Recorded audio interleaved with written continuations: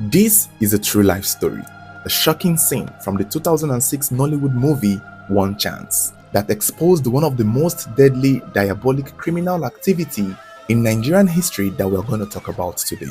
This movie by Emeka Nwabweze is a masterpiece, but the story it tells is a horrific tragedy inspired by not one particular true life event, but a series of horrifying happenings that defined a generation. I can say one thing, this movie saved many lives. In fact, this was a movie that let a lot of people know what the word one chance was. But here is the thing, one chance did not start today. We still see it in this day, especially in Abuja part of Nigeria. And for the most part, they're all mostly focusing on stealing a mobile phone, your ATM card, and tossing their victims off the running vehicle. That seems to be the current nature of what we know one chance to be. But it used to be so much worse. It used to be so much darker, and it used to be so much evil. It's possible that this has been going on since the 70s up until the 80s.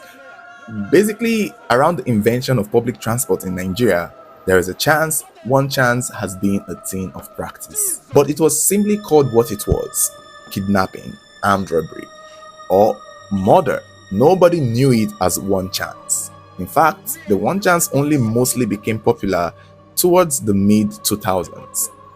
And this movie was what popularized the name or the term for that criminal activity as one chance. And you already know how that was coined.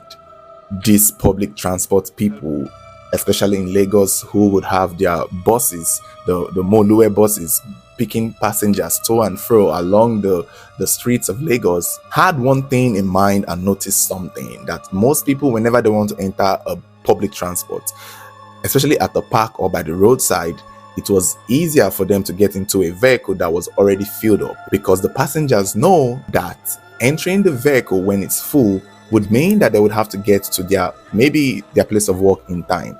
Having to be the first person in a bus or in a public transport vehicle would indicate you're going to waste so much of your time for the bus to get filled up. And so a lot of these criminals come up with this idea of filling up their buses with like-minded criminals, and all they have to just say is one chance, and it's easy for them to get anybody to just move in.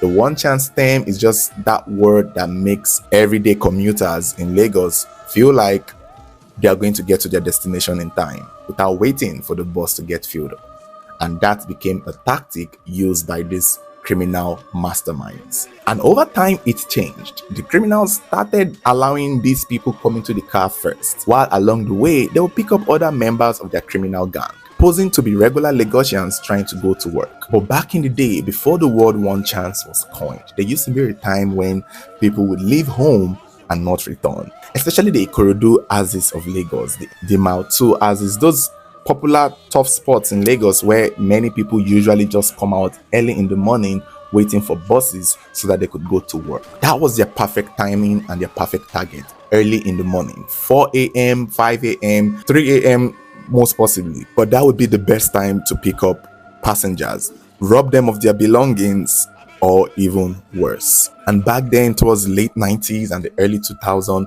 it became a thing where a lot of people would go missing, and the last thing a family member would remember was, yeah, he left for work, she left for work, but they never returned. An investigation would prove that those people never got to their destination. And for anyone who maybe got to their destination, investigation would also reveal that they took the bus home but never made it home. And that is one way many people went missing in the early 2000s and in the late 90s. And it became rampant. For some, it's kidnapping, ransoms are paid. For others, no words, nothing, no call, no request to come bail your loved one from the hands of these criminals. And then it was said that there was a particular time a bunch of bodies were found somewhere in Lagos they called death camp. I tried searching for an article on this, but I couldn't find any article or any news outlets reporting this. But somebody who was in this movie said that there was a time where police would call a place death camp, and that is the place where they would go and find bodies of people who had gone missing, who had been reported missing. But the bodies they would find were just not ordinary. The bodies being found in the worst decomposing state or in a state that is almost hard to identify would reveal something shocking that was going on behind the scene. One thing for a fact, for the bodies that could be identified, the families would all have the same story. He left for work, she left for work, they left for work and never came. And their method of going to work was to enter the public transport, the Moluwe buses, the yellow buses, the taxis, and that was how they went to work. So if they never got to work, it meant they never left those public transport buses, which indicates that their last days or last moments would have been evident on those public transports that they took. But this was how much worse it was for one chance victims back in the day. A lot of the bodies discovered will show that their organs had been harvested. Liver, kidney, some of them without heads, some of them without limbs. And on few occasions, some of the bodies looked different. If the body was intact, it was swollen and very much visibly clear that something had been done with this body. And it was speculated that some of these victims were used as scientific projects, were used as experiments, and were used for drug testing. And this would let the authorities know that something is going on. These passengers are not just being kidnapped and robbed. They are being taken somewhere and they are being used for ritual purposes. Now, the movie did have a shrine camp, some kind of camp where victims of the one chance are kidnapped, brought there, drugged or sedated. They are alive but weak and unable to scream, shout, or even fight back. The movie showed that. Whether this was real, I cannot confirm. I tried researching for it, but I couldn't see it. But I believe that there is a truth to it. It's so real, it's so believable.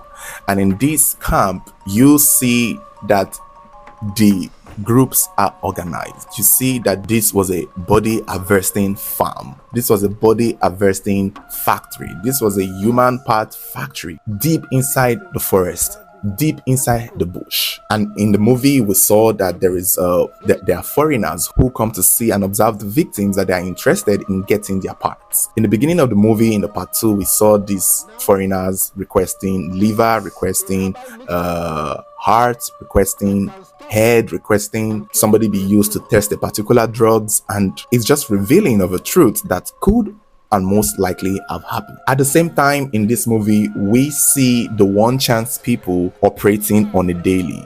But for most of the one chance people, we get to see that it's a whole organized syndicate.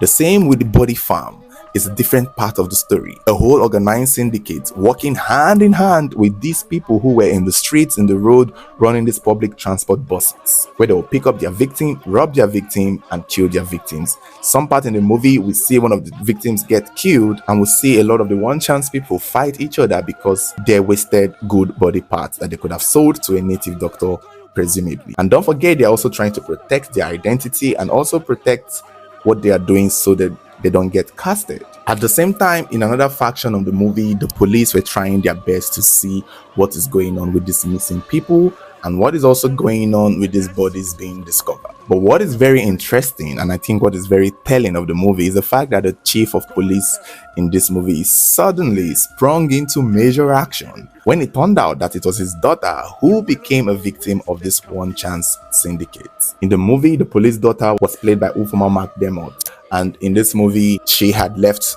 school. I guess she was believed to be in school to go out, and for some reason I think she just became a victim of this one chance syndicate who kidnapped her and threw her in the den in the body part farm. Luckily or unluckily for her, she get chosen as the experiment to test a particular herbs that was supposed to cure a specific disease. And unfortunately, when she was given the medicine, it reacted and basically had her entire body swollen. And this was the part where the entire movie takes a whole different turn. She killed and played this role very well. One thing I loved about this movie is the scenery. I love the fact that we get to see a lot of external scenes. We get to see, we miss that in movies these days. Most movies that we'll make is always indoor, shortlet apartment, bedroom, room, parlor. Back in the day, Nollywood movie was goated with scenes like this, where you get to see the streets of Lagos at the time. You get to see the buildings. You get to see Ikorodu. This is history preserved, in my opinion. So somewhere along the line, the young girl gets out of the den and escapes. She escapes with the condition and finds her way out of the forest, gets into the back of a truck at the fuel station, eventually tries her best to get to the police station. They could not give her attention because they don't know what she was. She looked weird. She was even before she got to the police station, she was going around asking for help. Nobody would help her because she looked weird, not knowing that she would be the one to expose the practice of this one chance criminals that would in turn change the lives of every other Lagosians to be a lot more careful. When she eventually got reunited with her father, it was one or two things: take her to the hospital to get treatment, or let her take the police officers to the place where the syndicates operate. And I think the story goes by she tries her best in the process of taking them deep into the forest to find this syndicate, but unfortunately, the health complications became terrible and she died on the way and could not completely show them where these people were. It's just the storyline is very interesting. Now, there's another storyline that the movie also explores, and which was the character of Francis Duru. He plays one of the One Chance member that already had his own backstory. It's as if in the first movie there was a little boy in their neighborhood who he used for ritual, who he took and handed over to the native doctors for money rituals, and his body was found and later brought back to the community, but the body had been used for ritual. That's what's left of his body was found. And his own narrative was he was struggling with the ghost of that little boy that he killed, but he was also a member of the One Chance Syndicate that stole and robbed. And his storyline just basically just goes that way. It goes. I think they try to merge a lot of things because this particular incident is a real life story that I think I remember back in the day. I tried finding it online, but I couldn't. I know back then there was a story of a young boy that was killed for ritual and was killed by his uncle. I mean, neighborhood, like a neighbor or uncle. It was common back in the day. There was even a story of a little girl that was killed the same way and thrown and hidden in between tanks. I read it on the newspaper back in the day. So many terrible stories that have happened back then in the early 2000s that, before the internet became a thing. So you don't see a lot of these things anymore on this day Vanguard. This was back then when they were just newspapers and not blogs. But the stories were true. This particular story was a real story where the young boy was killed, and it was later turned out that his uncle and neighbor would have done it for ritual purposes. But I think they also tried to make the Francis Duro character part of the One Chance. So a lot of incidents from back in the day relating to ritual killing and One Chance activities were merged into making this movie.